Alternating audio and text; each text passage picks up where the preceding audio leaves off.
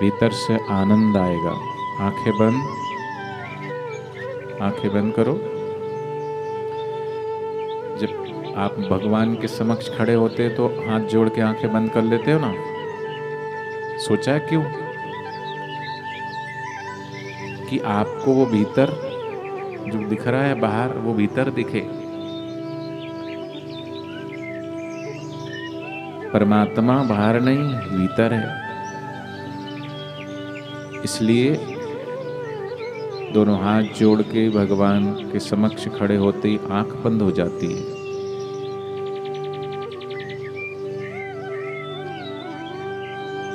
एकाग्रता बढ़ती है, मन शांत होता है, भीतर की शक्तियों का संचय होता है। ध्यान करने से रोज नहा धो के से पूर्व दिशा उत्तर दिशा की ओर मुंह करके बैठ गए, थोड़े गहरे गहरे श्वास ले लिए और जैसी मुद्रा बना के अभी बैठे हो ना, ध्यान मुद्रा, ज्ञान मुद्रा, ऐसे मुद्रा में बैठ के आंख बंद करके शरीर को नीला छोड़ के कमर सीधी करके और आती हुई श्वास और जाती हुई श्वास को महसूस करो। देखो, श्वास लेना छोड़ना नहीं, अपने आप आएगी श्वास। जब भी श्वास आएगी उसको ध्यान पूर्वक देखो, जब भी श्वास जाएगी उसको ध्यान पूर्वक देखो। इससे आपका मन बड़ा शांत हो जाएगा, आपकी एकाग्रता बढ़ने लगेगी। आपकी चंचलता ही आपकी एकाग्रता को भंग करती है। कभी इधर देखना, कभी उधर देखना। ये मन बड़ा चंचल है, तेरा ध्यान नहीं करता। आंख खोलने का मन कर रहा है, इधर उधर देखने का मन कर रहा है, तो एकाग्रता कैसे बढ़ेगी? भगवान की मूर्ति जैसे स्थिर है, ऐसे स्थिर होकर के आती हुई श्वास, जाती हुई श्वास को देखते देखते जो ध्यान करता है, भीतर आवे बाहर जावे, श्वास श्वास चल जाए। संसारी जन समझत नाही, व्यर्था जन्म गवाए। जो योगी जन ध्यान लगावे, बैठ सदा प्रभात। ब्रह्मानंद मोक्ष पद पावे, फिर जन्म नहीं आप। मुक्ति की राह प्रशस्त होने लगती है। भगवान शिव जी कहते हैं, तपेशु सर्वेशु एकाग्रता परम तपः।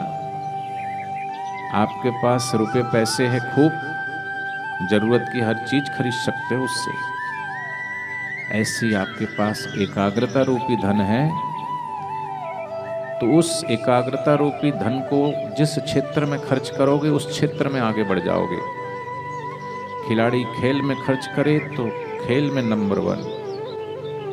कोई डॉक्टर बने, कोई इंजीनियर बने, कोई वकील बने, कोई जज बने, कोई देश की बॉर्डर पर जाए, तो कोई संत विवेकानंद, राम तीर्थ, कबीरदास जी, नानक बुद्ध, कबीर, लीलाशाह बापूजी, हमारे बापूजी जैसे कोई महान संत बन जाए, तो उनके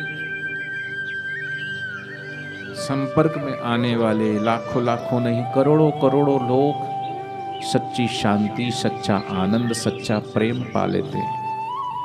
आज हम यहाँ बैठे हैं तो उन्हीं विश्ववंदनी संत श्री आसाराम जी बापू जी, जिन्होंने महान तपस्या की, उस भगवान को पाने के लिए, उस भगवान की प्रीति को पाने के लिए कहाँ कहाँ नहीं गए, कौन कौन से तीर्थों की यात्राएं नहीं की, कौन कौन से गिरी और गुफाओं में नहीं गए, उस परमात्मा की खोज कहाँ कहाँ नहीं की। फिर एक दिन केदारनाथ के दर्शन पाए, लक्षाधिपति आशीष पाए, पुण्य पूजा पुण्य संकल्प पाए, ईश प्राप्ति का आशीष पाए। आए कृष्ण लीला स्थली में, वृंदावन की कुंज गलिनी में। कृष्ण के मन में ऐसा डाला, वे जा पहुंचे नैनीताला। उत्तराखंड में है नैनीताल, बड़ी ठंड होती वहां। वे जा पहुंचे नैनीताला, वहां थे सोत्री ब्रह्मनिष्ठित स्वामी लीला शाह प्रतिष्ठित, हमारे गुरुदेव का नाम पूज्यपाद संत श्री आसाराम जी बापू और हमारे गुरुदेव के गुरुदेव का नाम पूज्यपाद लीलाशाह जी महाराज, उनके चरणों में गए। बेजा पहुंचे नैनीताला, वहां ते सोत्री ब्रह्मनिष्ठित स्वामी लीलाशाह प्रतिष्ठित। भीतर तरल थे बाहर कठोरा, निर्विकल्प ज्यों कागज कोरा। निर्विकल्प माने शांत, जैसे कोरा कागज में कुछ भी लिखा नहीं होता, ऐसी आपका चित्त बिल्कुल कोरा कागज हो जाए अभी। विचार शून्य, विचार शांत, निर्विचार अवस्था वो पूरे का निर्विकल्प, कोई संकल्प और विकल्प नहीं, निर्विकल्प शांत निरंजन, निर्विकल्प ज्यों कागज। भीतर तरल थे बाहर कठोरा।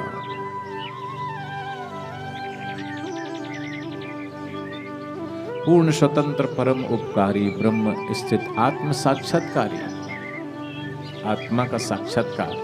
अभी साक्षर होने के लिए विद्यालयों में जाते हो,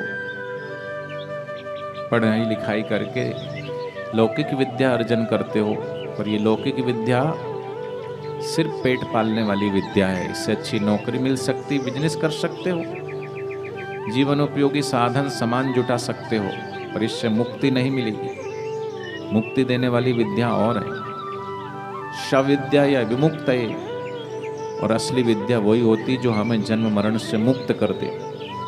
और वो विद्या ब्रह्म विद्या है। लौकिक विद्या से ऊंची योग विद्या है जो हनुमान जी के पास है। अष्ट सिद्धि नवनिधि के दाता, अस्वर दीन जानकी माता, राम रसायन तुमरे पासा। और इन सब विद्याओं के होते हुए भी हनुमान जी राम जी के दास बनकर उनके चरणों में बैठकर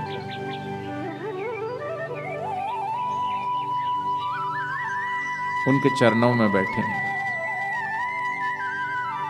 इसलिए प्रेम से, भाव से ध्यानस्थ होते जाइए, थोड़ी देर शांत होते जाइए।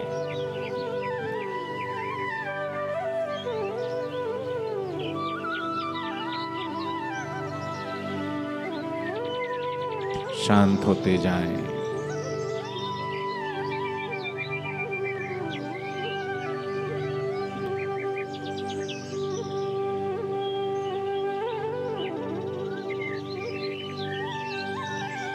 शांत होते जाना, आंखें बंद, कमर सीधी।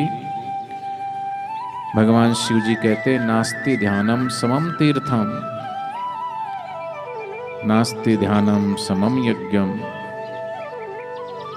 तस्मात् ध्यानम समाचरे। इसलिए शांत होते जाएं, निर्विचार होते जाएं।